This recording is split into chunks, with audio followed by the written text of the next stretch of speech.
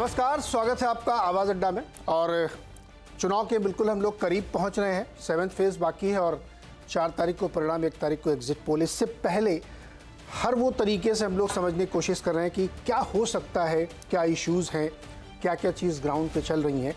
तो उसमें बहुत सारे पॉलिटिकल एनालिस्ट से हम लोग बातचीत कर ही रहे हैं, पत्रकारों से बात कर रहे हैं, पार्टीज से बात कर रहे हैं, लेकिन जो पोल डिज़ाइनर हैं, पोल स्ट्रैटेजिस्ट हैं, उनसे भी हमारी बातचीत हो रही है। और आज उसी कड़ी में हम एक ऐसे शख्स से बात करने वाले हैं जिनका नाम नरेश अरोड़ा है और डिज़ाइन बॉक्स नाम की कंपनी के को फाउंडर हैं और पोल स्ट्रैटेजिस्ट हैं, सेफोलॉजिस्ट नहीं है, ऐसा उनका कहना है कि वो पोल डिज़ाइन करते हैं कि कैसे ये चुनाव लड़ा जाए, क्या क्या इश्यूज़ को रेज़ करना है, किसको एम्पलीफाई करना है, ये उनका तरीका है।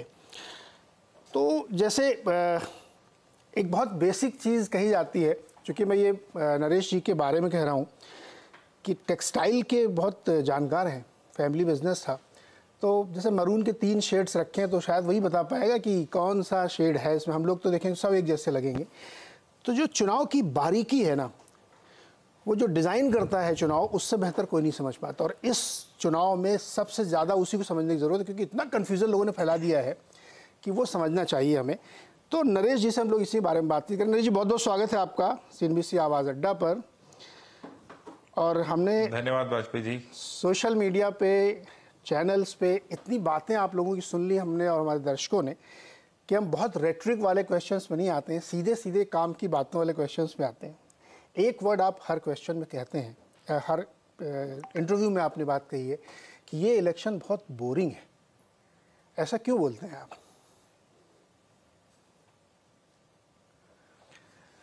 ऐसा इसलिए बोलता हूं मैं कि सिर्फ चुनाव ही नहीं, जिंदगी की कोई भी पहलू में अगर कोई कंसिस्टेंटली एक सार एक चीज चलती रहती है तो उसके अंदर बोर्डम आना स्वाभाविक बात माना जाता है। और इन चुनावों के अंदर भी बोर्डम या बोरिंग वर्ड का इस्तेमाल इसलिए किया जा रहा है, खासकर मेरे द्वारा या कुछ और लोगों के द्वारा, क्योंकि जो पिछली बार की रिजल्ट्स थे, नतीजे लगभग अनुमानित उसी तौर पे आते हुए दिख रहे हैं।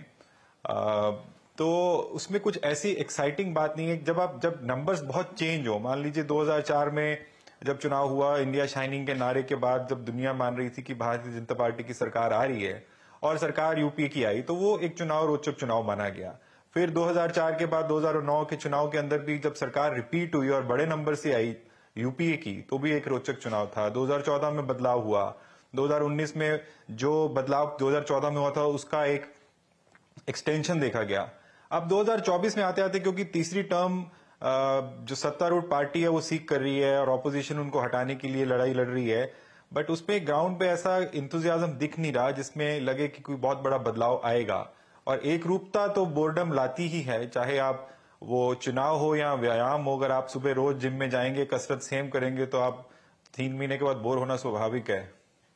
इससे सत्ता पक्ष के लोग काफ़ी खुश हो रहे होंगे कि उनके लिए कोई चैलेंज और चुनौती दिख नहीं रही, क्योंकि आप कह रहे हैं कि सब कुछ वैसा ही एज इट इज रहने वाला। अच्छा, एक ऐसा नहीं है कि चैलेंज ऐसा नहीं मानता हूं मैं कि चैलेंज नहीं है। मैं इनफैक्ट ये मानता हूं कि इस बार सत्तारूढ़ पार्टी के कान ज्यादा खड़े हुए होंगे, उनकी आंखें ज्यादा खुली होंगी, क्योंकि वो मान के चल रहे होंगे जनवरी के माहौल से कि ये एक तरफा चुनाव रहेगा और एक तरफा इसमें उनको जो सीटों का वो नारा देने की कोशिश कर रहे थे उसको पहुंचने की कोशिश करेंगे। और जिस तरह का इस समय बातचीत चल रही है और माहौल बना हुआ है, उसके अंदर टक्कर उनको मिल रही है। टक्कर परसेप्शन में मिल रही है, वोट्स में मिलती है कि नहीं मिलती है 4 जून बताएगा, बट परसेप्शन में जरूर टक्कर मिल रही है उनको, और ये उनके स्ट्रैटेजी में भी दिख रहा है। ये जो बात आपने कही ना कि परसेप्शन में चेंज है, नॉइस बहुत है सोशल मीडिया पे, नैरेटिव्स बिल्ड हो रहे हैं, उस पर काम भी हो रहा है। मैं आपसे एकदम स्ट्रेटली जानना चाहता हूं कि कोई वेव है क्या, या कोई अंडर करंट है क्या, कुछ है ऐसा?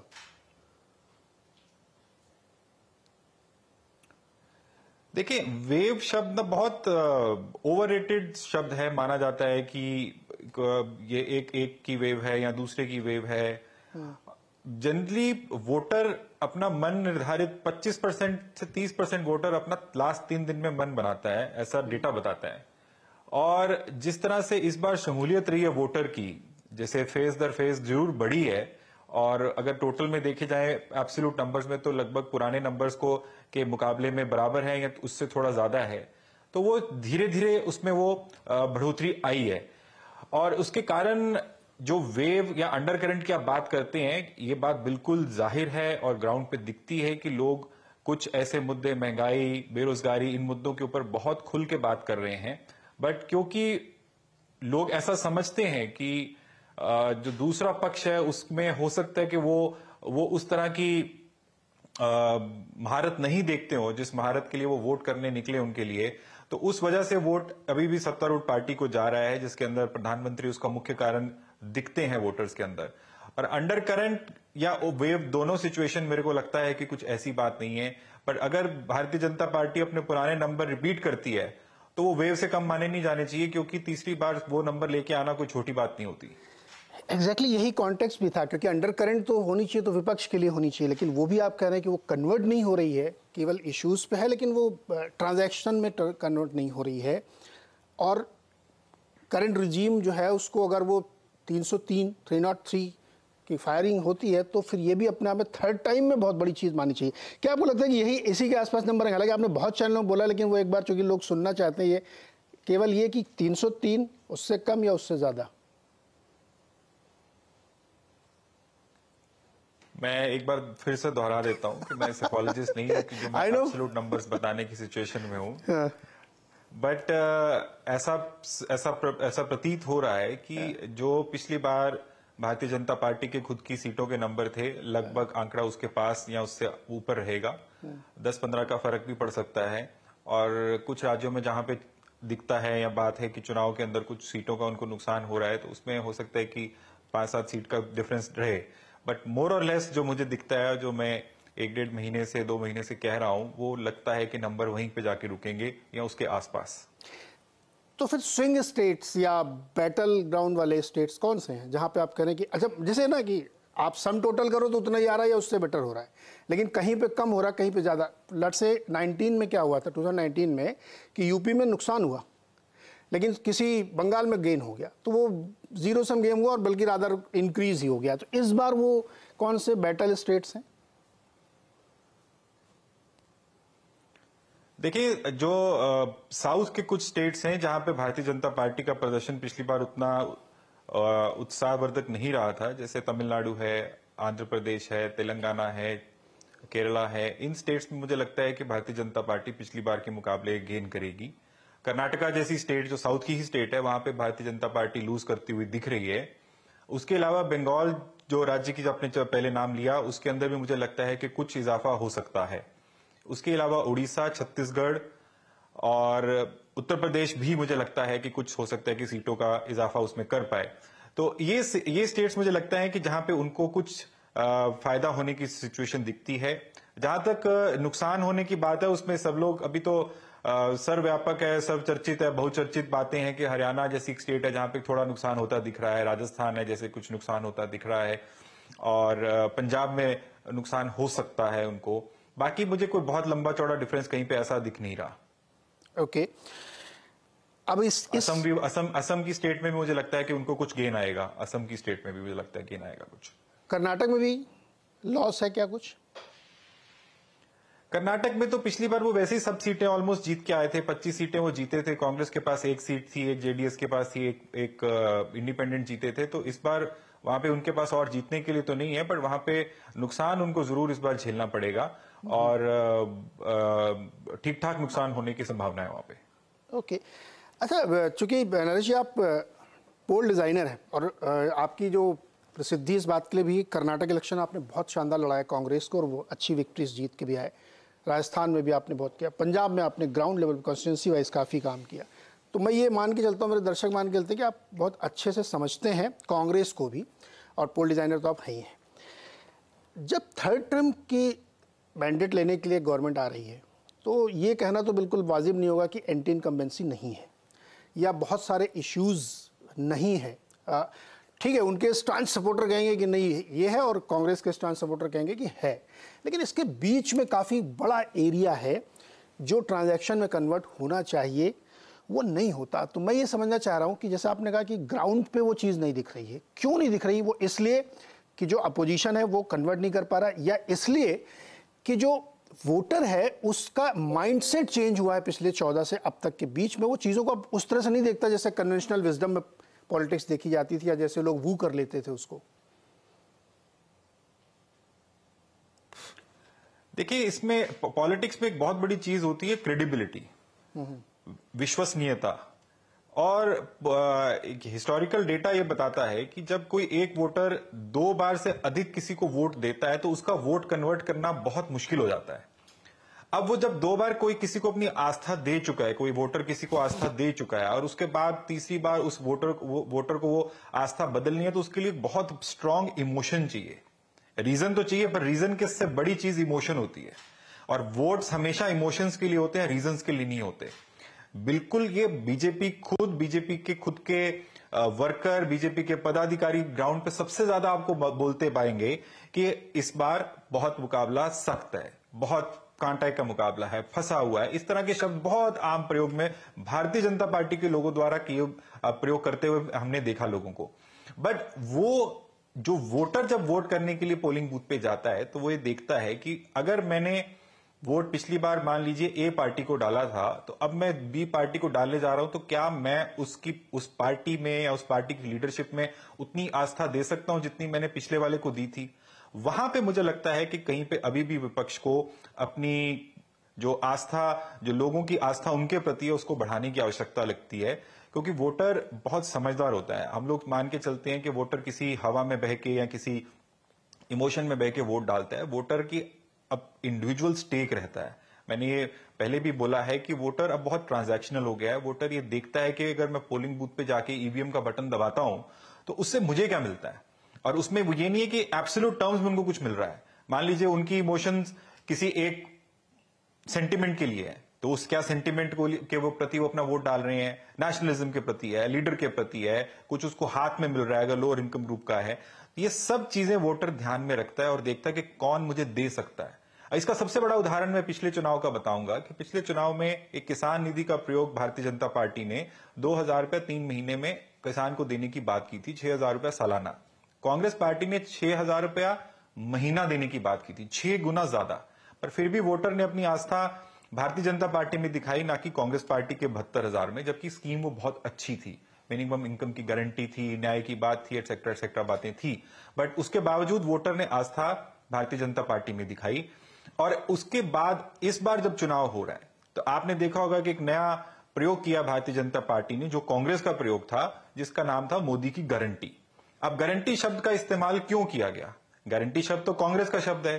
कांग्रेस ने असम में सबसे पहली बार गारंटी शब्द का इस्तेमाल किया था, और गारंटी शब्द का इस्तेमाल वहां भी इसलिए किया गया था कि देखा जा रहा था या पाया गया कि कांग्रेस पार्टी की लीडरशिप के अंदर लोगों की क्रेडिबिलिटी, लीडरशिप की क्रेडिबिलिटी लोगों में उतनी नहीं है। तो कुछ ऐसा बात की जाए कि मान लीजिए हम किसी को बोलते हैं हम तुमसे वादा करते हैं, हम तुमसे प्रॉमिस करते हैं, और एक शब्दावली होती है हम तुमको गारंटी देते हैं। तो गारंटी वर्ड के मायने बढ़ जाते हैं कि भी आप जो बात कर रहे हैं उससे आप उस पर खड़े रहने की कोशिश करेंगे। वो गारंटी का प्रयोग असम में तो उतना पास नहीं हुआ, बट वो कर्नाटका में, हिमाचल में, राजस्थान में इन सब चीजों का प्रयोग पास हुआ, और वहां पे एक भारतीय जनता पार्टी ने मोदी की गारंटी राजस्थान में दी। वो इसलिए कि हम जो कह रहे हैं, क्योंकि बहुत सी चीजें हैं जिसपे भारतीय जनता पार्टी ने अपने संकल्प पत्र में वादे किए थे जो नहीं पूरे हो पाए, और भारतीय जनता पार्टी के वर्कर या भारतीय जनता पार्टी के समर्थक भी ग्राउंड पे उसको डिफेंड नहीं कर पाते। तो इसलिए वो मोदी की गारंटी वर्ड का इस्तेमाल किया गया, लाई गई कि भाई मोदी, अगर मोदी की क्रेडिबिलिटी सबसे आगे है कि प्रधानमंत्री की बात लोग मानते हैं, तो उनकी बात के साथ गारंटी जोड़ी जाए, ताकि लोगों को जो अब भारतीय जनता पार्टी या उनके मुख से कहा जाए उस पे लोग विश्वास कर सकें। क्योंकि अदरवाइज क्वेश्चंस लोगों के पास ज्यादा है और भारतीय जनता पार्टी के पास आंसर्स नहीं है उन बातों के। बट उसके बावजूद बहुत से अलग अलग फैक्टर हैं, जो स्कीम्स उन्होंने चला रखी हैं, जो डायरेक्ट बेनिफिशियरी सिस्टम से उनको वोट का लाभ होता है, जो उनका चुनावी मैकेनिज्म है, मशीनरी है जो वोट लाके देती है उनको, वो सबका कॉम्बिनेशन जो है मुझे लगता है कि कहीं ना कहीं उनको फिनिशिंग लाइन के पार पहुंचा देगा। और इसलिए जो आपने बात कही कि भी क्यों वो मुद्दे होने के बावजूद विपक्ष को उसका एनकैशमेंट नहीं हो रहा, तो मैं उसमें सबसे बड़ी चीज क्रेडिबिलिटी और कंसिस्टेंसी का लैक देखता हूं। और अगर क्रेडिबिलिटी और कंसिस्टेंसी में बढ़ाया जाए तो विपक्ष को इसका लाभ जरूर होगा, क्योंकि बहुत स्टेट्स में हुआ भी है। आपकी बात से मुझे ये समझ में आ रहा है कि मोदी जी की जो पॉलिटिकल कैपिटल है वो बहुत विशाल है, और इसको कॉर्पोरेट लैंग्वेज में कहें तो ब्रांड इक्विटी बहुत ही स्ट्रांग है, उसको डेंट करना मुश्किल है। लेकिन जब कर्नाटक में गारंटी दे रहे हैं, वो फ्री बस राइड करा रहे हैं वीमेन को और पैसे भी दे रहे हैं, सब कुछ दे रहे हो, आपने ही वो इलेक्शन लड़ाया, 100 नॉट आउट पेट्रोल डीजल के दाम आपने कराए, वो वहाँ वर्क कर रहा है, लेकिन नेशनल लेवल पे वो वर्क नहीं कर रहा है। तो फिर तो ये सीधे सीधे कहा जाए कि आपने जो कहा कि क्रेडिबिलिटी इशू, मतलब राहुल गांधी की क्रेडिबिलिटी में प्रॉब्लम है, प्लस उनके स्ट्रेटेजी में भी प्रॉब्लम है। देखिए, व्यक्ति विशेष की यहाँ पे चर्चा करना अच्छी बात नहीं है। पार्टी ले लीजिए, कांग्रेस। हम बात कर रहे हैं कि आपने पूछा विपक्ष और पक्ष की बात। प्रधानमंत्री सत्ता में है, 10 साल से सत्तासीन है, और वहां पे उनको जो काम वो कहते हैं, करते हैं, घूमते हैं, उसके ऊपर लोगों को विश्वास है, इसलिए वो आज तक प्रधानमंत्री हैं और आगे बनने की संभावना है उनकी। बट अगर विपक्ष के अंदर एक नेता नहीं है, विपक्ष के अंदर पूरा नेतृत्व इंडिया अलायंस बना रखे हैं उन्होंने, और सब नेता अपने अपने राज्यों के मुख्यमंत्री हैं, एक बार नहीं मल्टीपल टाइम मुख्यमंत्री, और बहुत लोगों ने बीजेपी को हराया। अरविंद केजरीवाल ने बीजेपी को 2-3 बार दिल्ली में शिकस्त दी, ममता बनर्जी ने अभी बंगाल में शिकस्त दी। इसके अलावा भी जो मान लीजिए तेजस्वी यादव हैं, अखिलेश हैं, ये सब भी अपने अपने क्षेत्रों में, अपने अपने राज्यों में पैठ रखते हैं और वोट रखते हैं। बट इन सबके वोट मिला के भी विपक्ष अगर इस तरीके का क्रेडिबल सोल्यूशन, ऑल्टरनेटिव, जो टीना फैक्टर की चर्चा होती है, वो नहीं प्रोवाइड कर पा रहा, तो कहीं ना कहीं उस क्रेडिबिलिटी के ऊपर क्वेश्चन मार्क उठता है कि क्या लोग अगर भारतीय जनता पार्टी से या किसी पॉइंट पे प्रधानमंत्री से भी नाराज हैं, तो क्या दूसरे को उस क्षति का फायदा दे रहे हैं? तो उसका आंसर लगभग ना में दिखता है कि उसकी वजह से लोग वोट नहीं कर रहे। बट इसमें एक बहुत इंपॉर्टेंट बात आपके दर्शकों के लिए भी है कि लोकल फैक्टर्स 10 साल में बहुत बड़े हो जाते हैं, छोटे नहीं रहते हैं। क्योंकि 10 साल कोई आदमी सांसद रहे, उसके वहां पे कुछ गिले शिकवे बढ़ते हैं, उसके बाद नीचे विधायक होते हैं, विधायकों के साथ रिश्ते होते हैं, विधायकों के जरिए ज्यादा स्टेट का काम होता है, सांसद के पास एग्जीक्यूटिव पावर्स बहुत कम होती हैं, तो उस लोकल फैक्टर्स भी जो है इंपैक्ट करते हैं। बट उसके अंदर जब लोकल फैक्टर, मान लीजिए भारतीय जनता पार्टी का कोई सांसद है और उसकी लोकल इनकम्बेंसी बढ़ जाती है, तो यहां तो भारतीय जनता पार्टी उनकी टिकटें काटने में जो मशहूर मानी जाती है और काटती भी है कि हमारे पास बड़ा चेहरा है, हम किसी और को भी लेके आएंगे और बड़ा चेहरा हमारा प्रधानमंत्री का चेहरा, उसके सिर पे हमारे को वोट मिलेंगे। वो फैक्टर विपक्ष में नहीं है। वो विपक्ष का, अगर विपक्ष की किसी कैंडिडेट, कोई कैंडिडेट कमजोर है या कैंडिडेट के प्रति इनकम्बेंसी है, क्योंकि कई क्षेत्रों में ऐसा भी होता है कि आदमी सांसद नहीं बनता पर टिकट देने के लिए किसी और पार्टी के पास, विपक्ष के पास ऑल्टरनेटिव नहीं होता, बट उस कैंडिडेट को अपने वोट के अलावा सेंट्रल लीडरशिप या पार्टी के नाम से वोट की क्रेडिबिलिटी भी मिले तो वो ज्यादा उसकी जीतने के चांस बढ़ते हैं। वो विपक्ष के अंदर मुझे लगता है कि कहीं ना कहीं अभी और मशक्कत करने की आवश्यकता है। Very interesting. आपने चूंकि काम बहुत किया, तो मुझे एक सवाल ये आपसे समझना है कि किस तरह के इश्यूज बहुत ज़्यादा इम्पैक्ट करते हैं। वो लोकल हैं, बड़े हो जाते हैं, आपने जैसे बताया, उसमें कोई भी इशू हो सकता है जो आपके हिसाब से लगता है कि बहुत ज़्यादा इम्पैक्ट करता है, उसको किसी भी गवर्नमेंट को एड्रेस करना पड़ेगा। वो महंगाई हो सकता है, बेरोजगारी हो सकता है, राष्ट्रवाद हो सकता है, राम मंदिर हो सकता है। इमोशनली चूँकि आप डिज़ाइन करते हैं तो आप ये सब बहुत बारीक से चीज़ों को डाइसेक्ट करते होंगे, तो what are the issues which impact most?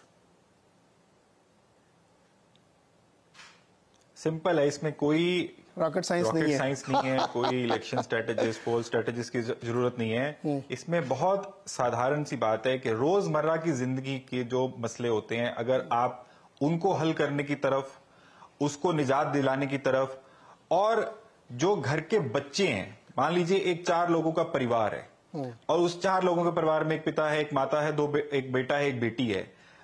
आप भी पेरेंट होंगे या आप जो आपके दर्शक है पेरेंट्स होंगे, उनकी सबसे बड़ी चिंता यह रहती है कि उनके बच्चों का भविष्य कैसे बने। और बच्चों का भविष्य बनाने के प्रति जब आप बात करते हैं, उसके अंदर रोजगार भी आ जाता है, उसके अंदर रोजमर्रा की जिंदगी की चीजें भी आती हैं। ये चीजों के साथ अगर आप जुड़ते हैं, एक नेता जुड़ता है, एक कार्यकर्ता जुड़ता है, एक पार्टी जुड़ती है, तो उसका जरूर लोग उसमें उसका संज्ञान लेते हैं, क्योंकि at the end of the day हर आदमी को पहले अपना घर है, उसके बाद सब कुछ है। अगर वो घर उसका सही चल रहा है, उसके बच्चे सही चल रहे हैं, उसकी रोजगार सही चल रही है, उसकी रोजी रोटी सही चल रही है, तो सब सही है। अगर वो सही नहीं चल रहा तो सब आक्रोश भी दिखेगा और सत्ता परिवर्तन भी दिखेंगे। और भारतीय जनता पार्टी को इस चुनाव में मैं समझता हूं कि एक वेकअप कॉल जरूर मिला है कि जो इमोशनल इश्यूज हैं, उन इमोशनल इश्यूज के सिर पे अकेले दम पे चुनाव नहीं जीते जा सकते। बार बार आपको लोगों की जिंदगी के जो पहलू हैं, जो लोगों की रोजमर्रा की जिंदगी के इश्यूज हैं, उसको भी एड्रेस करना पड़ेगा। इस बार हो सकता है वो चुनाव निकाल लें, बट इसके बाद की जो लड़ाई है, मेरे को लगता है वो ज्यादा सख्त होने वाली है। लोग मान के चल रहे थे कि भारतीय जनता पार्टी की 300 प्लस सीटें, 400 सीटें, जो भी लोगों के आंकलन थे वो आएंगी और उसके बाद और बड़ी बड़ी बातें होंगी और बड़ी चीजें होंगी। पर मुझे लगता है कि इस बार कहीं ना कहीं उस चीजों के ऊपर दोबारा विचार विमर्श किया जाएगा, सोच आएगी पार्टी की कि वो देखेंगे कि भी जनता के से जुड़े हुए मुद्दों का भी निराकरण करना बहुत आवश्यक है, नहीं तो जनता तो कभी भी मन बदल सकती है। राइट। अच्छा, दो चीजें आप कह रहे हैं, एक कह रहे हैं कि वोटर बहुत ट्रांजैक्शनल है, ये सच भी है भी है, और एट द सेम टाइम वो बहुत इमोशनल भी है। इमोशनल इन द सेंस कि उसको एक एम्बिशंस सेल किए जाते हैं, मार्केटिंग लैंग्वेज में कहें। इन दोनों के बीच में जब वो बटन दबाने जाता है तो वे कैसे करता है वो? आपने अभी बहुत अच्छे समझाया कि आप आपकी फैमिली का फ्यूचर क्या है, ये ट्रांजैक्शन से तय होगा, लेकिन दूसरी तरफ आपके अंदर एक प्राइड है, एक सेंस है, एक अलग तरीके की फील है, कैसे वे करते हैं वोटर लोग? सी, इमोशंस आपकी हर बात के साथ जुड़े हैं। मान के चलते हैं कि कोई वोटर ट्रांजैक्शनल है, एक आवास योजना की चर्चा कर लेते हैं एग्जाम्पल के तौर पे। उसमें पक्के घर बना के दिए जाते हैं जिन लोगों को आवश्यकता रहती है। अब पक्के घर सरकार जिनको देना चाहती है उनकी संख्या और जितनी बनते हैं उससे तो बहुत डिफरेंस है आपस में, बहुत लंबा चौड़ा डिफरेंस है उसके अंदर आपस में। बट विश्वसनीयता का सिस्टम यह बनाया गया या मार्केटिंग का सिस्टम यह बनाया जाता है कि जिसके अंदर अगर मान लीजिए मुझे पक्का घर चाहिए पर मुझे नहीं मिला, मेरे बगल वाले को मिल गया, तो मेरे को यह आस बनती है कि अगर सामने वाले को मिला तो मुझे भी मिलेगा। ये इमोशन है। अगर वो इमोशन आपके अंदर जागृत रहेगी कि भाई आज नहीं तो कल मेरा निराकरण होने वाला है इस एबीसी कैंडिडेट के साथ, तो वो इमोशन आपके साथ जुड़ी रहेगी। आपको वो उसमें आप वोटर को माइंड चेंज नहीं कर सकते। बट अगर वोटर को ये लगने लग जाए कि नहीं ये बात गलत है, ये झूठ है, इसके अंदर ये चेंजेस, ये जो बात कही जा रही है ये नहीं हो पाएगी, तो उसके अंदर फिर आपकी इमोशन आपके अगेंस्ट भी जाती है। तो इमोशन का ट्रांजैक्शन से डायरेक्ट कोरिलेशन है। आप ये बिल्कुल, मैं इस बात को स्पष्ट करना चाहता हूं कि अगर मान लीजिए कोई राष्ट्रवाद के मुद्दे के ऊपर भी वोट डालने जा रहा है तो उसका उस चीज में आस्था है कि भाई इस मेरे को राष्ट्रवाद के साथ मेरी इमोशन है और मुझे इस इमोशन पे वोट डाल के आना है। तो इसका आपस में बिल्कुल direct contract, direct association correlation है और वोटर उस हिसाब से ही वोट डालता है।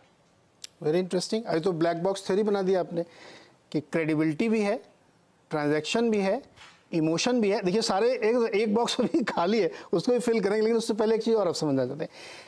आधी आबादी, विमेन वोटर, ये लोग कैसे सोचते हैं? इनके लिए भी आप लोग डिज़ाइन करते हैं, साइकोलॉजी आप समझते हैं, कैसे सोचती हैं ये लोग? जी, आधी आबादी बहुत इंपॉर्टेंट रोल प्ले करते हैं। और इससे पहले आज से पहले जब 10, 15, 20 साल पहले जब चुनाव लड़े जाते थे और उससे पहले की बात करें तो घर में जो संचार के साधन है बड़े सीमित होते थे।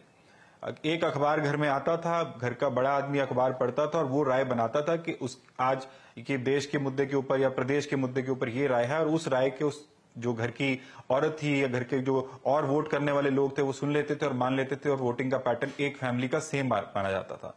आज आप देखें ऐसे बहुत घर आपको मिलेंगे जहां पे अगर मान लीजिए कोई 3 कॉर्नर या 4 कॉर्नर स्ट्रॉन्ग कॉन्टेस्ट है तो लोग 3-4 एक फैमिली के मेंबर 3-4 पार्टी को भी वोट डाल के आते हैं, जिसके अंदर जो लेडीज हैं अब अपने घर वाले की या अपने घर वालों की मर्जी से वोट डाले, ये रीति बहुत कम होती जा रही है और ये बहुत चुनाव में हम देखते भी हैं। और जो इस बार की जो बीजेपी की सरकार अगर बनती है, जो नंबर्स की हम बात कर रहे हैं, तो उसमें ये विमेन वोटर का बहुत इंपॉर्टेंट कंट्रीब्यूशन रहेगा, क्योंकि मुझे पर्सनली उनका प्रधानमंत्री के प्रति कोई आकर्षण कम होता हुआ दिखता नहीं है और उनकी आस्था उसमें है। वो चाहे उज्ज्वला योजना के थ्रू आई, बाद में सिलेंडर उनको मिले नहीं मिले, जो भी बातें रही, बट उनका आकर्षण और विश्वास प्रधानमंत्री के प्रति मुझे दिखा।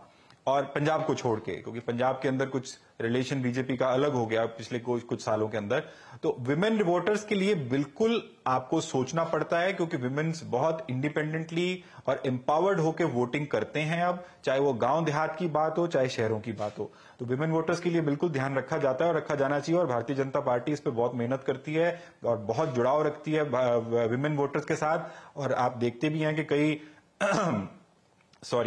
इस तरह की जो स्पेक्टिकल चीजें भी वो करते हैं, जिसमें जो एक सिंबॉलिक मैसेजिंग भी जिससे जाए कि विमेन वोटर के प्रति उनका क्या जो है वो अफेक्शन है। ओके, अच्छा ये ऐसा भी होता है कि हम सब कि एक ही फैमिली में मतलब थोड़ा बहुत तो होता ही, लेकिन लार्जली कि पुरुष अलग वोट कर रहे हैं, महिलाएं अलग, ऐसा होता है क्या? आपने कभी नोटिस किया कि झगड़ा भी होता होगा, नहीं मैं तो इनको दूंगी वोट आप? हाँ बिल्कुल, बहुत बहुत हाँ? बहुत बहुत कॉमनली ये पाया जाता है कि विमेन वोटर, मान लीजिए किसी देहात की बात करते हैं जिसके अंदर घर के मर्द की किसी वजह से किसी पार्टी के प्रतिनिधि से या किसी से कुछ दिक्कत हो गई, तो विमेन अपना वोट नहीं छोड़ती अगर उसकी आस्था किसी में बंधी हुई है। तो वो अपना वोट चुप करके उसमें जाएगी ईवीएम में, और ईवीएम के अंदर वो अपना बटन वही दबा के आएगी जिसके प्रति उसकी आस्था है। वो ये बात भूल जाएगी कि मेरे पति की किसी से लड़ाई चल रही है नहीं चल रही है, क्योंकि वो पति की लड़ाई तो आज है कल नहीं है, ये तो रोज चलता रहता है। और वैसे भी विमेन का एक्सपोजर जो है अब बढ़ने लग गया है संचार के माध्यमों की वजह से, और बहुत इंडिपेंडेंटली और फ्रीली वोट करते हैं। कोई बिल्कुल डिपेंडेंसी नहीं रखती हैं वो कि भाई हमारे को किसी एक पार्टी से बंध के या किसी पति के कहने पे या पिता के कहने पे ही वोट डालना है। तो आपके लिए बड़ा चैलेंजिंग होगा, एक ही घर के लिए दो स्ट्रेटजी डिजाइन करनी है, वेमेन के लिए अलग और मेल के लिए अलग। आप एक घर में अगर आप इसमें डिफिकल्टी नहीं रहती है, सोचने के पॉइंट ऑफ व्यू से करना और सोचने में फर्क होता है कि आप एक घर में जब आप एक घर को खुश करने की कोशिश करें कि घर के अंदर जो जरूरतें हैं, घर की जो दिक्कतें हैं, उसको अगर आप सॉल्व करें। क्योंकि घर की देखें, असम के अंदर जब हम चुनाव लड़ रहे थे तो असम के अंदर हमने एक गारंटी में एक अनाउंसमेंट दी थी वहां पे कि जो मैंने सोचा कि जो घर की महिला रहती है, जो चौका चूल्हा करती है, सास ससुर की देखभाल करती है, बच्चों की देखभाल करती है, वो बेसिकली एक फ्री काम करती है। अगर आप यही काम के लिए किसी को रखें घर पे तो उसको कुछ ना कुछ तो आप पैसा देंगे। तो उनका एक सम्मान निधि के हिसाब से हमने गृह लक्ष्मी की स्कीम वहां पे लॉन्च की। अब अगर वो पैसा, अगर कांग्रेस की सरकार वहां बनती, जो वहां नहीं बनी, पर वो वही स्कीम जब कर्नाटका में दी गई और उस स्कीम से जब 2000 रुपया लोगों के घर पे पहुंचना शुरू हुआ, तो आप अनेकों किस्से देखेंगे ग्राउंड पे, वहां पे दिखेंगे। किसी ने 10 महीने पैसे जोड़ के कुछ टीवी फ्रिज खरीदा, कभी किसी ने कुछ खरीदा, किसी ने अपने बच्चों की पढ़ाई के अंदर पर्सनली इन्वेस्ट किया, क्योंकि औरत की खुद की जरूरतें भी घर की होती है, चाहे छोटे छोटे पैसों की हों। और इन सब चीजों में अगर घर में पैसा पहुंचता है किसी भी तरह से, आप घर की कोई अगर आप बेनिफिट देखते हैं, तो इसमें घर की महिला जो होती है, जिसको घर की चिंता सबसे ज्यादा होती है, क्योंकि वो सबसे ज्यादा समय व्यतीत करती है घर पे और बोलती कम है, काम सबसे ज्यादा करती है, तो वो औरत को आप इमीडिएटली आप ये इंप्रेस कर सकते हैं कि आप ए पार्टी को या बी पार्टी की तरफ आप अपनी आस्था रखें, क्योंकि ये आपकी प्रॉब्लम्स का सोल्यूशन देने की कोशिश कर रहे हैं। क्योंकि हर प्रॉब्लम का सोल्यूशन एक बार में तो दिया नहीं जा सकता, ये एक जर्नी है, वो जर्नी चलती रहती है। अगर आज एक दिक्कत है, कल दूसरी है, कल परसों तीसरी है। अगर आप उन दिक्कतों का संज्ञान लेके उनसे उनकी बात को समझने के लिए सुझाव देना भी शुरू करें, तो लोग तो भी आस्था रखते हैं, मानते हैं और कोशिश करते हैं कि आपको सपोर्ट किया जा सके। ओके, बड़ा इंटरेस्टिंग है। मैं एक लेटेस्ट रिपोर्ट पढ़ रहा था, इसमें शायद 4th फेज तक का ये एनालिसिस है कि विमेन वोटर्स बढ़ी हैं, उनका नंबर बढ़ा है, और केरल को छोड़ दे तो कई सारे साउथ के स्टेट में नंबर्स बहुत बढ़े हैं, और उन्होंने हर डिस्ट्रिक्ट में मेल से ज़्यादा पोलिंग की है, क्योंकि वो मेरे ख्याल में बहुत ज़्यादा रेशनल होती है। मुझे लगता है उनको सीधे सीधे समझ में आता है कि कौन उनके फ़ायदे का, कौन उनके फ़ायदे का नहीं है, तो वो उस तरह से वोट करती हैं। अब इसी को मैं थोड़ा सा और कॉन्टेक्स्ट में ले जाता हूँ। आप लोग जब किसी इश्यूज़ पे बात करते हैं या कोई प्लान उनके लिए बनाते हैं, तो आप सिर्फ उनके एक्शंस को कंट्रोल करते हैं, मतलब पॉलिटिकल पार्टी के लिए जो आप डिज़ाइन कर रहे हैं उसमें उनके एक्शंस को कंट्रोल और डायरेक्ट करना है, या इश्यूज़ क्रिएट भी करने, क्योंकि पार्टी को समझ में नहीं आ रहा कि यार क्या हो रहा है, तो आप किस तरह से काम करते हैं? इसका सवाल का कॉन्टेक्स्ट ये है क्योंकि हमने इस इलेक्शन में देखा है कि बहुत सारे ऐसे इश्यूज़ रेज होके आए हैं जिनका कोई ग्राउंड नहीं है, कोई बेस नहीं है, लेकिन फिर भी वो इशू इतने बड़े हो गए कि उनको एक दूसरे लोग काउंटर कर रहे हैं। तो पोल डिजाइनर क्रिएट करता है या सिर्फ एक्शन को कंट्रोल और डायरेक्ट करता है? पहली बात तो यह है कि जो इश्यूज इस बार आप कह रहे हैं कि जिनका ग्राउंड कनेक्ट नहीं है और वो बड़े हो गए हैं, उसमें बहुत बड़ा योगदान आप लोगों का भी है। सर, वो मीडिया ने सिर्फ इश्यूज वही चलाने की कोशिश की जो हेडलाइन मेकिंग इश्यूज रहते हैं, कि उससे वोटर का कोई लेना देना खास नहीं है। अगर ग्राउंड पे पूछा जाए तो वोटर को कभी मालूम भी कई बार नहीं होता कि वो क्या इश्यूज हैं। बहरहाल जो आपका सवाल है डायरेक्टली, उसका मैं आपको ये जवाब देना चाहूंगा कि उसके अंदर हमारा काम ये रहता है कि ग्राउंड की सिचुएशन को असेस करके, रीड करके, हमारी बेस्ट ऑफ कैपेबिलिटी से ग्राउंड वो प्रेजेंट करना जो जिनके साथ भी हम काम कर रहे हैं, और उसमें बताना कि ये इश्यूज हैं जिनका हमारे हिसाब से जनता के साथ ज्यादा जुड़ाव है, इनके सोल्यूशंस की आवश्यकता है। उसके बाद एक बार जब सहमति बन जाती है जिनके साथ काम कर रहे होते हैं, तो फिर उनके सॉल्यूशंस के ऊपर काम किया जाता है ताकि वो जुड़ाव बन सके। और आप इसमें भी मैं पर्टिकुलरली खुद मानता हूं, जब मैं इस काम में बहुत एक्टिवली नहीं काम भी करता था, कि जनता के इश्यूज कोई बहुत डिफिकल्ट तो होते नहीं आप और हम लोग ही तो है ना वोटर। आप लोगों को जो इश्यूज हैं या हम लोगों को इश्यूज है, इश्यूज ग्राउंड पे लोगों को वही रहने वाले हैं जो पब्लिक कंसर्न के इश्यूज हैं। इंडिविजुअल इश्यूज कोई बात नहीं मैं कर रहा हूं। और उन इश्यूज के ऊपर ध्यान, क्योंकि जनरली उन इश्यूज का सोल्यूशन या तो होता नहीं है या लोग करना नहीं चाहते क्योंकि उनके पास उसकी क्षमता नहीं होती। कभी पैसे की दिक्कत होती है, कभी पॉलिटिकल विल पावर की दिक्कत होती है। इस वजह से उन इश्यूज को दरकिनार किया जाता है। मान लेते हैं, रोजगार की बात ही कर लेते हैं कि अगर आज जितने बेरोजगारी हिंदुस्तान के अंदर है उन सबको नौकरी देनी हो तो क्या कोई भी गवर्नमेंट एक दिन में वो नौकरी दे सकती है? उसका जवाब लगभग ना है। क्या उनको सबको बेरोजगारी भत्ता आज सरकार के पास बजट है देने के लिए? आंसर ना है। तो अब इनके सॉल्यूशंस कैसे निकाले जाएं? अब उन्हीं सॉल्यूशंस के प्रति सरकारें काम करती हैं। अब मैं तो ये बात एक नहीं 2-3 इलेक्शंस में कह चुका हूं कि हिंदुस्तान के अंदर इतने मंत्रालय हैं, इतने मंत्री बनते हैं। ये तो सुप्रीम कोर्ट का शुक्रिया करना चाहिए कि भाई उन्होंने एक लिमिटेशन कर दी कि कितने लोग मंत्री बन सकते हैं। बट एक मंत्रालय हिंदुस्तान में नहीं है, ना किसी राज्य में है। और मैं इस बात का बहुत प्रखर वक्ता रहा हूं कि एक मंत्रालय होना चाहिए, मिनिस्ट्री ऑफ जॉब क्रिएशन, कि एक जॉब क्रिएशन की अलग से मंत्री होनी चाहिए, मंत्रालय होना चाहिए, और उसका काम सिर्फ जॉब क्रिएशन के ऊपर काम करना होना चाहिए। वो वीकली, मंथली या 6 मंथली या क्वार्टरली अनएम्प्लॉयड और एम्प्लॉयड दोनों डेटा पब्लिक डोमेन में रखें। विश्वसनीयता बढ़ेगी, लोगों का उसके प्रति विश्वास बढ़ेगा और आपको भी काम करने के अंदर चैलेंजेस कम होंगे। क्योंकि जो भी आज आप कहते हैं कि विकसित भारत की तरफ हिंदुस्तान बढ़ रहा है, पर विकसित भारत तभी होगा जब सबके पेट में दाना होगा, और पेट में दाना होने के लिए काम होगा। सरकार के पैसे देने से तो सरकार घर चलते नहीं है। अब वो दाना लाने के लिए अगर नौकरियां क्रिएट होंगी तो एंटरप्रेन्योर आएंगे तो उनको भी जॉब चाहिए।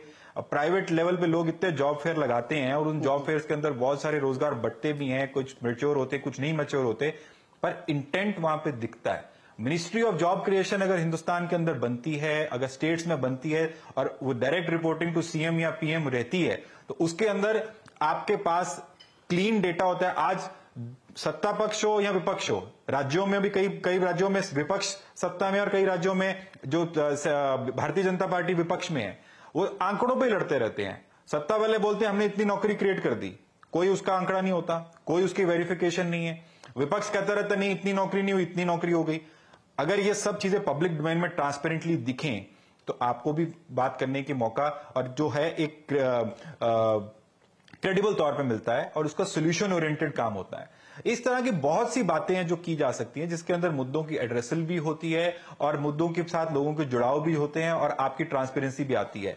तो मेरे को लगता है कि कभी ना कभी ये बात आगे बढ़ेगी, क्योंकि काफी जगह पे प्रपोज मैंने किया है। देखते हैं कौन पहले उसको आगे लेके चलता है।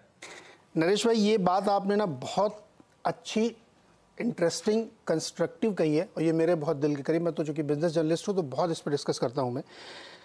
आई होप कि ये सरकार सुन रही होगी या जो भी सरकार बनाएगी वो सुन रहे होंगे।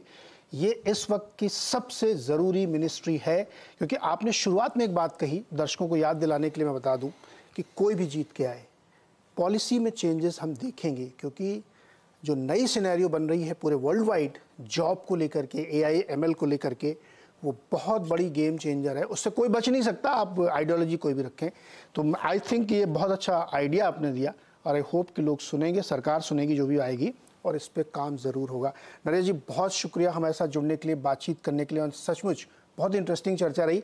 अब एक बार हम लोग 4 जून को भी कोशिश करेंगे बैठने की, देखते हैं क्या परिणाम आता, फिर बातचीत करेंगे। बहुत बहुत शुक्रिया हमारे साथ जुड़ने के लिए। थैंक यू, शुभकामनाएं। चलिए इसी के साथ एक छोटा सा ब्रेक और आवाज अड्डा में चर्चा जारी रहेगी। अभी 2 और पोलस्टर्स हम लोग बातचीत करेंगे और समझने की कोशिश करेंगे मूड ऑफ द नेशन क्या है।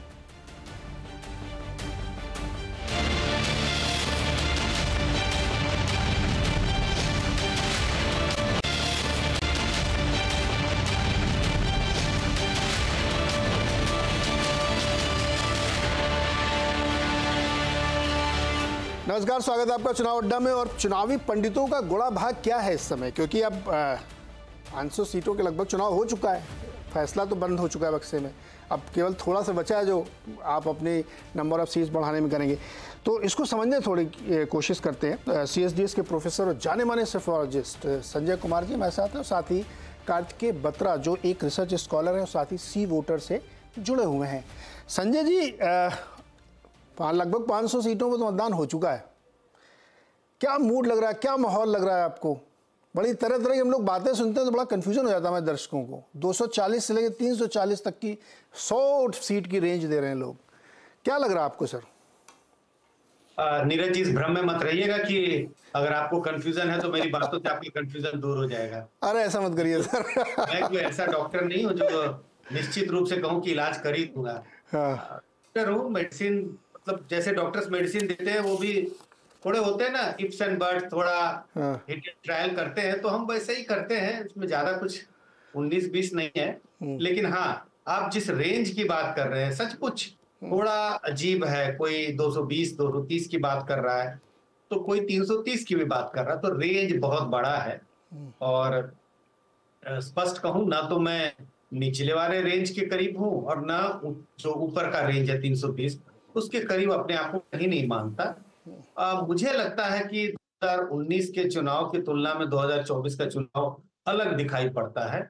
2019 का चुनाव निश्चित रूप से एक राष्ट्रीय चुनाव था, एक जिसको कहें नेशनल चुनाव था। बालाकोट के मुद्दे पे चुनाव लड़ा जा रहा था, नेशनलिज्म का बड़ा मुद्दा था, प्रधानमंत्री नरेंद्र मोदी के चेहरे पे चुनाव लड़ा जा रहा था। ये चुनाव भी बीजेपी ने प्रधानमंत्री नरेंद्र मोदी के चेहरे पे ही लड़ा, लेकिन जो अंतर दोनों में था कि एक राष्ट्रीय मुद्दा मुझे दिखाई नहीं पड़ा। मुझे ऐसा नहीं लगा कि बीजेपी जिन मुद्दों के सहारे इस चुनाव को लड़ना चाहती थी, और खासकर 2 मुद्दों का जरूर जिक्र करूंगा, राम मंदिर का निर्माण और धारा 370 का हटाया जाना। ये 2 मुद्दे एक तरह से कहूं कि बीजेपी के लिए क्लिक नहीं किए। हो सकता है दूसरे मुद्दे क्लिक किए हों, लेकिन कम से कम ये 2 मुद्दे बीजेपी भुनाने में सफल नहीं दिखाई पड़ी। मैं ये नहीं कह रहा कि बीजेपी चुनाव में सफल हो रही है या नहीं, इन 2 मुद्दों की गूंज कहीं सुनाई नहीं पड़ी। गूंज तो दूर की बात है, आहट भी मुझे लगता है यूपी जैसे राज्य में भी सुनाई नहीं पड़ रही थी।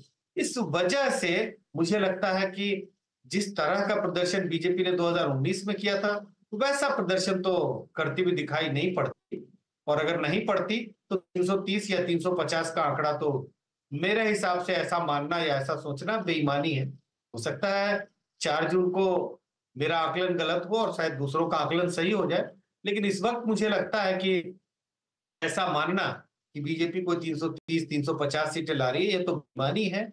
लेकिन मैं ये भी नहीं मानता, जब मैंने पहले कहा कि बीजेपी इतना खराब प्रदर्शन नहीं कर रही है कि वो 250 से नीचे आ जाए। कुल मिला के मुझे लगता है कि लगभग बीजेपी अपने मेजॉरिटी मार्क के करीब दिखाई पड़ती है। अब करीब का मतलब आप ये भी कह सकते हैं कि 7 सीटें ज्यादा भी हो सकती है। 2272 का जादुई आंकड़ा है, 272, 273, उससे 2-4 सीटें 5 सीटें ऊपर भी हो सकती है बीजेपी, 2-3 सीटें नीचे भी हो सकती है, क्योंकि इतना प्रिसाइज तो अनुमान लगाना, आकलन करना तो मेरे लिए मुश्किल है। तो मतलब 65 से 80।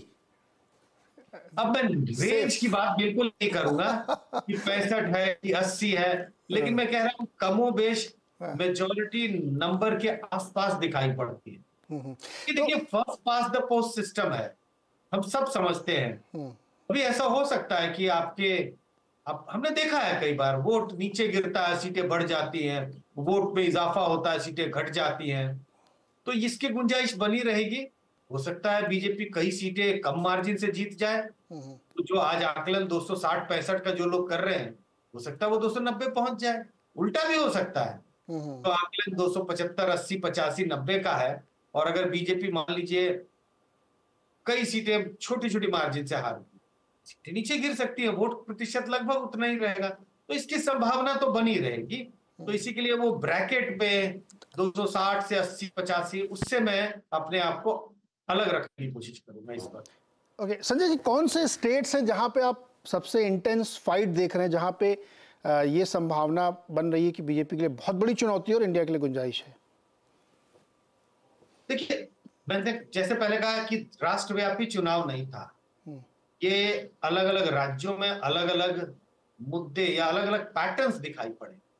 अगर मैं दक्षिण के राज्यों का जिक्र करूं तो अगर एक राज्य छोड़ दूं, कर्नाटक, जहां पर बीजेपी को नुकसान होता हुआ दिखाई पड़ता है, और उसकी वजह बहुत साफ है।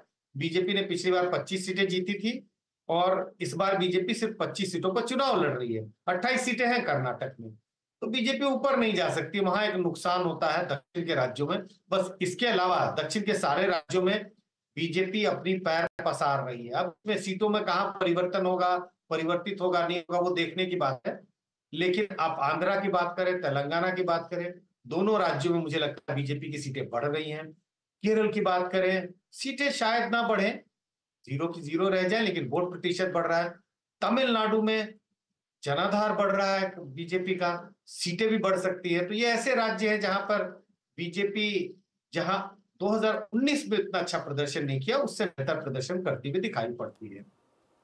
रही बात, और 2 और राज्य हैं इसी कड़ी में मैं जोड़ दूं, बंगाल में मुझे लगता है बीजेपी ने जितना दमखम लगाया है, जिस तरह से आज भी गहमा गहमी चल रही थी, एक तरफ प्रधानमंत्री नरेंद्र मोदी का रोड शो तो दूसरी तरफ ममता बनर्जी का रोड शो, तो बीजेपी के सीटों के आकलन में बढ़ोतरी की गुंजाइश बंगाल में भी है और कमोबेश उड़ीसा में भी दिखाई पड़ती है। अब रही बात, अगर अब उत्तर भारत के राज्यों को देखें तो तमाम ऐसे राज्य हैं जहां पर बीजेपी ने मैक्सिमम स्कोर किए हुए थे 2019 के चुनाव में। तो उन राज्यों में चाहे वो हरियाणा हो, आप राजस्थान की बात करें, गुजरात की बात करें, मध्य प्रदेश, ऐसे तमाम राज्य हैं, छोटे छोटे राज्य भी हैं, हिमाचल है, उत्तराखंड, इन सब राज्यों में लगभग बीजेपी ने सारी सीटें जीती हुई थी। कहीं कहीं 1-2 सीटों का अपवाद है, 1 सीट बीजेपी हार गई थी मध्य प्रदेश में, 2 सीटें कम आई थी छत्तीसगढ़ में, बट कमोबेश इन सारे राज्यों में मैक्सिमम गेन्स रही हैं बीजेपी के लिए। वहां से बीजेपी नीचे ही आ सकती है, ऊपर नहीं जा सकती। एक आखिरी राज्य यूपी, जहां पर बीजेपी के पास गेन करने के लिए भी है और नीचे जाने के लिए भी है। 62 सीटें यूपी बीजेपी के पास थी और 2 उनके सहयोगियों के पास 2019 के चुनाव में। उम्मीद हो रही थी कि बीजेपी का आंकड़ा, ग्राफ ऊपर जाएगा। प्राण प्रतिष्ठा का कार्यक्रम हुआ 22 जनवरी को, एक इफोरिया था पूरे यूपी में, लेकिन चुनाव के मद्देनजर वो दिखाई नहीं पड़ा। तो बीजेपी के लिए यूपी में सीटें बढ़ाना थोड़ी टेढ़ी खीर लगती, मुश्किल है बीजेपी के लिए यूपी में। लेकिन मुश्किल का ये नहीं कि बीजेपी ढेर सारी सीटें गंवा रही है, कम से कम मेरे अनुमान से बीजेपी लगभग जहां है वैसे ही रहेगी। 2-3 सीटों का हेरफेर ऊपर नीचे हो सकता है, मोटा सा अनुमान मुझे ऐसे ही दिखाई पड़ता है इस पर। ओके, बत्रा जी, आप भी बहुत डेटा क्रंचिंग कर रहे होंगे इस समय। देश भर में हीट वेव चल रही है, लेकिन कोई पॉलिटिकल वेव कोई मानता नहीं, कहीं है नहीं। क्या असेसमेंट है आपका? कुछ मोटा मोटा मन बनाया आपने? जैसे संजय जी का तो मेरे को समझ में आ गया दर्शकों को कि आप भी ओपन पोजीशन रखे हुए हैं अभी। नहीं, पहले तो आप सबको प्रणाम और प्रोफेसर साहब को प्रणाम। मैं ये कहूंगा नीरज जी कि पहली बात कि जो लोग आंकड़े दे रहे हैं, मुझे उनका एक समझना है ये कि किस आधार पे ये आंकड़े आ रहे हैं। क्या कोई एग्जिट पोल हो रहा है? अगर एग्जिट पोल हो रहा है तो वो डेटा तो रिलीज करना अलाउड नहीं है, पर वो लोग ये भी कह रहे हैं कि हमारे एग्जिट पोल नहीं है। तो ऐसे में मैं कुछ भी नंबर दे सकता हूँ, बट मैं वो नहीं करूंगा। और ना मेरे पास संजय जी जितना एक्सपीरियंस है कि मैं जो आंकड़ा दूं, मैं कुछ एक अंडरस्टैंडिंग से आंकड़ा दूं, तो मैं अपने आप को उसमें विफल पाता हूं कि आंकड़ा क्या है। मैं आपको ये बता सकता हूं कि चुनाव बना कैसे। संजय सर ने कुछ इंपॉर्टेंट बातें कही, 2-3 चीजें और जोड़ देता हूं। ये बात बिल्कुल सही है कि हमें कोई नेशनल वेव नहीं दिखी, हमें कोई एक नेशनल एक मूड नहीं दिखा। ये चुनाव अंत तक आते आते स्टेट बाय स्टेट का चुनाव हो गया। अब कई लोग इसको बीजेपी का वीकनेस बता रहे हैं, जो कि मैं मानता हूं कि एक नेशनल चुनाव में बीजेपी को एडवांटेज होता, लेकिन उसका एक फ्लिप साइड भी है। इट इज पॉसिबल कि बीजेपी को लगता हो कि हमने 10 साल में हमने इतना स्ट्रक्चर बना लिया है अपना, या इतनी गवर्नेंस हमारी ठीक ठाक हो गई है कि हमें इस बार शॉक एंड ऑ करने की जरूरत नहीं है। हमें कोई एक बड़ा मुद्दा नहीं चाहिए, हम अगर लोकलाइज भी जाएंगे तब भी हम ठीक ठाक कॉम्पिटिशन दे सकते हैं। इसका काउंटर आर्ग्यूमेंट ये है नीरज जी कि बीजेपी ने कई सारे कैंडिडेट्स रिपीट किए, तो हालांकि प्रधानमंत्री मोदी के खिलाफ नाराजगी उतनी ना हो, लोकल एमपी से खिलाफ कई नाराजगी थी। उत्तर प्रदेश जैसे राज्यों में फॉर एग्जांपल, या राजस्थान जहां पे रिपीट हुए, कर्नाटक में देखिए रिप्लेस हो गए काफी, दिल्ली में काफी रिप्लेस हो गए, हरियाणा में काफी रिप्लेस हो गए, लेकिन उन जगहों के अपने मुद्दे हैं। तो एक लोकलाइज चुनाव में भी बीजेपी कॉम्पिटिटिव है, बट बीजेपी की जो एमपीज की एंटी इनकम्बेंसी है वो उनकी बड़ी लायबिलिटी बन जाती है। दूसरी बात कि विपक्ष ने एक बहुत जो स्मार्ट चीज करी इस इलेक्शन में वो ये कि इसको पर्सनालिटी इलेक्शन नहीं बनाया, वर्सेस मोदी जी की बैशिंग इतनी नहीं की गई जितनी की जाती है, किसी को खड़ा नहीं किया। तो ऐसे में क्या हुआ कि फेसलेस था ऑपोजिशन, तो बीजेपी को भी समझ नहीं आया किसको अटैक करे, क्योंकि कभी अखिलेश आ रहे थे, कभी तेजस्वी आ रहे थे, कभी खड़गे जी आ रहे थे, कभी राहुल जी आ रहे थे। तो राहुल जी को टारगेट करना उनके लिए आसान है, बट जब आप एक पैंथेयन बनाते हैं लोगों का तो मुश्किल हो जाता है। और राज्य दर राज्य अगर हम जाए, संजय सर की जो लिस्ट है, मेरी लिस्ट शुरू से रही है और मैं आपके शो पे कंसिस्टेंटली कह रहा हूं नीरज जी, मेरे लिए 4 स्विंग स्टेट थे, पहले 4.5 थे, 4 के 4.5 बताता हूं मैं क्यों ऐसा कह रहा हूं। मेरे लिए स्विंग स्टेट है महाराष्ट्र, बंगाल, कर्नाटक, बिहार और उसके बाद हरियाणा राजस्थान का एक हिस्सा। मुझे लगता है कि यहां पे चीज इंडिया वर्सेस एनडीए में चीजें बदलने की गुंजाइश है ईदर वे। मतलब मैं बंगाल में अगर बढ़ सकता है बीजेपी का ग्राफ तो महाराष्ट्र में गिर सकता है। बिहार में स्विंग की स्थिति जेडीयू के जाने से पहले ज्यादा थी, अब कम है, लेकिन फिर भी मुझे लगता है कि बिहार में जो एनडीए ने मैक्स आउट किया था वो रिटेन कर पाना मुश्किल है।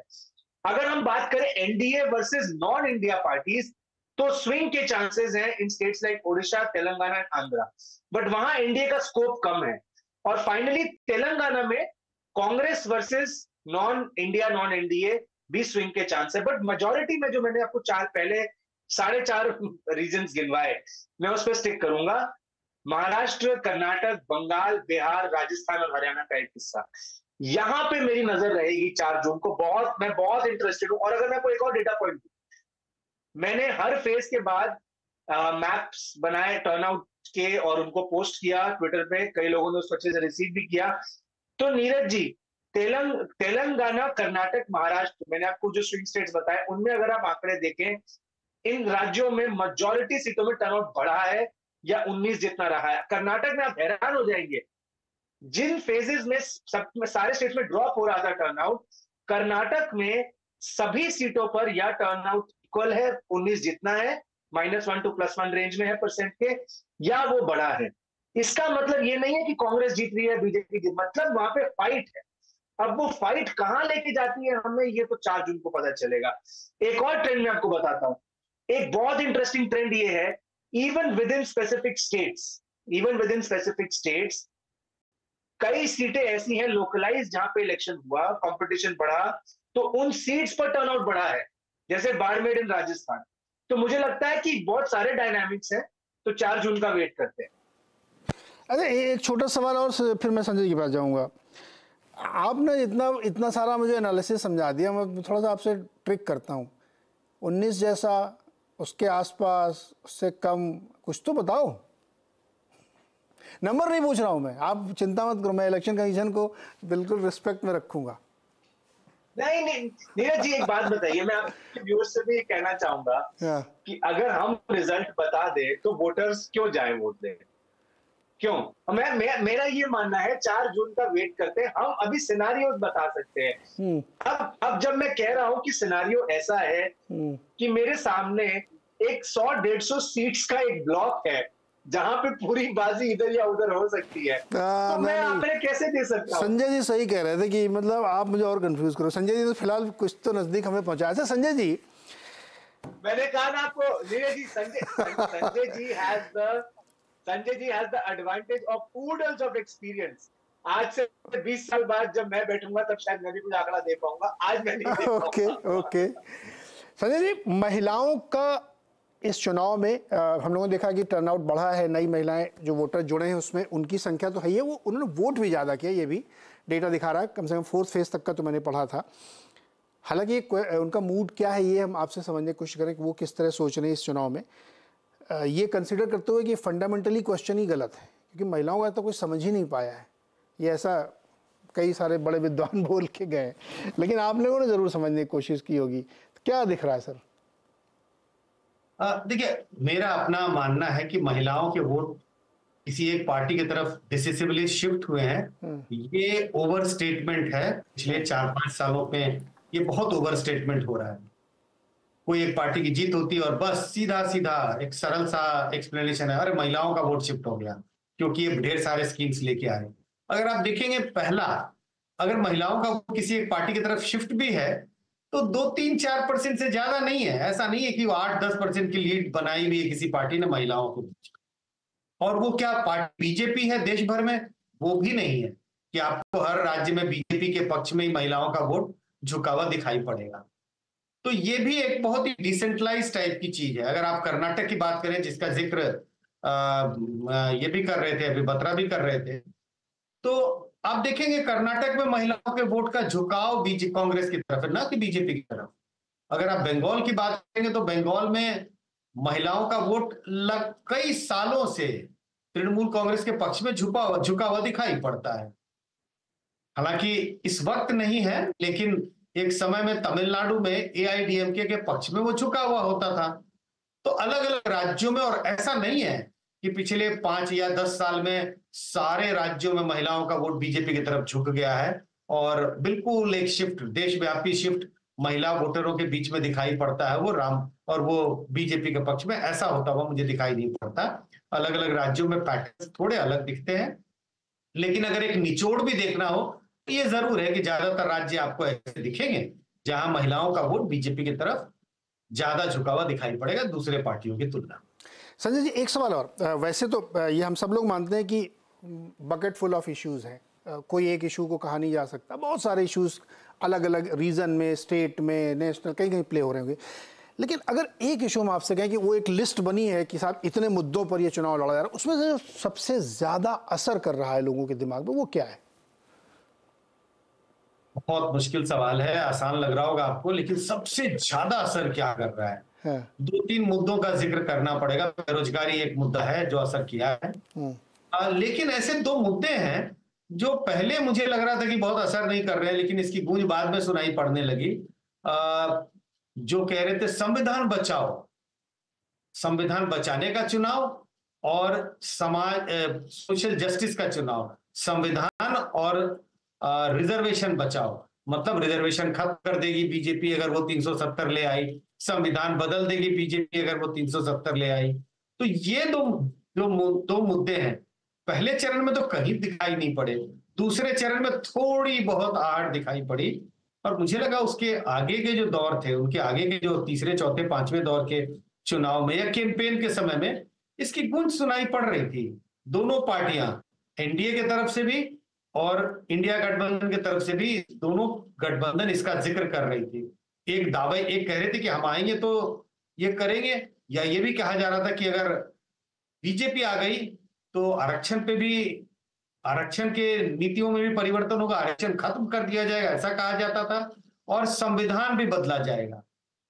बीजेपी इन पर रिस्पॉन्ड कर रही थी लगातार। ऐसा बहुत कम चुनाव में मैंने देखा 10 साल में कि कांग्रेस या विपक्ष एजेंडा सेट कर रहा था और बीजेपी रिस्पॉन्ड कर रही थी। तो अगर बीजेपी रिस्पॉन्ड कर रही थी तो कहीं ना कहीं ये मुद्दे लोगों के बीच में इसकी दस्तक हो गई थी और कहीं ना कहीं लोगों के बीच में इसकी चर्चा हो रही। ओके, बत्रा जी, सबसे बड़ा मुद्दा? नहीं, संजय जी बिल्कुल सही कह रहे हैं। ये नीरज जी, मुद्दा is changing across states, with in states also. आप लोगों से बात करेंगे, अब जैसे आपने महिलाओं का उदाहरण दिया, मैं आपको 2 तरह की थॉट्स बताता हूँ। एक थॉट वो महिला का है जो शायद ऐसे इकोनॉमिक बैकग्राउंड से आती है जहां सिलेंडर और टॉयलेट बहुत जरूरी है, तो वहां बीजेपी की बल्ले बल्ले। लेकिन एक सेक्शन ऐसा भी है जो मिडिल क्लास की महिलाएं, थोड़ी एस्पिरेशनल है, उसको ये नाराजगी है कि मेरे बेटे को नौकरी नहीं मिल रही, तो वहां बीजेपी की नो बल्ले बल्ले। तो कहने का मतलब है कि अगर ये चुनाव एक राष्ट्रव्यापी लहर पे होता तो एनालिसिस आसान हो जाता काफी लोगों के लिए। लेकिन क्योंकि चुनाव अलग अलग पॉकेट्स में हो रहा है, मैं तो कहूंगा पॉकेट्स में भी अलग अलग पॉपुलेशंस में हो रहा है, तो इस वजह से ये कह पाना कि बहुत बड़ा एक मुद्दा है, ये सही नहीं है। और इसी में मैं कहूंगा कि विपक्षी सफलता दिखती है कि वो नैरेटिव्स बना पाए, और बीजेपी ने रिस्पॉन्ड किया। ये संविधान का मुद्दा जो संजय सर कह रहे हैं, ये हमको भी सुनने में आया। मैं बीजेपी की तरफ से देखता हूं अगर, तो बीजेपी अपना गवर्नेंस का रिकॉर्ड और एक डर पैदा करने की कोशिश की बीजेपी ने कि ये जो विपक्ष है ये सरकार नहीं चला पाएगा, या तो ये लोग अपने कॉन्ट्रडिक्शंस में खत्म हो जाएंगे, या ये ऐसी पॉलिसीज लाएंगे जिससे आपका कोई सुधार नहीं होगा, कोई नुकसान ही होगा आपका। तो मुझे लगता है कि बीजेपी का फोकस ज्यादा रहा लोगों को ये बताने में कि हम ही हैं, ये विकल्प गलत है, जबकि विपक्ष का रहा कि बीजेपी के नैरेटिव्स में से ही मुद्दे उठाकर उनको लाना। और सबसे बड़ी चीज उन्होंने जो की, उन्होंने मोदी जी के नाम पर ज्यादा अटैक नहीं किया एज एन इंडिविजुअल। तो मुझे लगता है ये काफी इंटरेस्टिंग रहा इस वजह से चुनाव। जो चुनाव 2-3 महीने पहले एकदम जीरो लग रहा था, वो इस वजह से ही बना आगे कि विपक्ष ने माइक्रो नैरेटिव्स पे फोकस किया और बीजेपी ने उसको काउंटर करते हुए ये बताया कि इनके बस की बात नहीं है, हमें ही चुनो। बहुत ही इंटरेस्टिंग और बहुत ही क्रिस्पी बातें आप लोगों ने करी, लेकिन हमारे जो मार्केट के दोस्त हैं ना संजय जी, वो अभी फ्राइडे तक ऐसे ही उठा पटक के बीच में रहेंगे, क्योंकि थोड़ी क्लैरिटी और चाहिए। 1-2 दिन और मैं ट्राई करूंगा, लेकिन पोजीशंस ओपन है मार्केट की लैंग्वेज में कहें तो अभी कुछ भी आप मन अंदाज़ा लगा नहीं सकते, थोड़ा और इंतजार करना पड़ेगा। लेकिन मोटे तौर पर हमने कोशिश की कि संजय जी का माइंड मैं रीड करूँ। अब मैं कितना सफल हो पाया दर्शक तय करें, और बत्रा जी ने क्या क्या हमारे लिए छोड़ दिया टेक अवे, वो दर्शक हमारे तय करेंगे। बहुत शुक्रिया सर हमारे साथ जुड़ने के लिए। अभी 2-3 दिन और हैं, हम लोग ऐसी चर्चा करें, उसके बाद फिर सीधे एग्जिट पोल में जाएंगे। बहुत बहुत शुक्रिया मेरे साथ जुड़ने के लिए।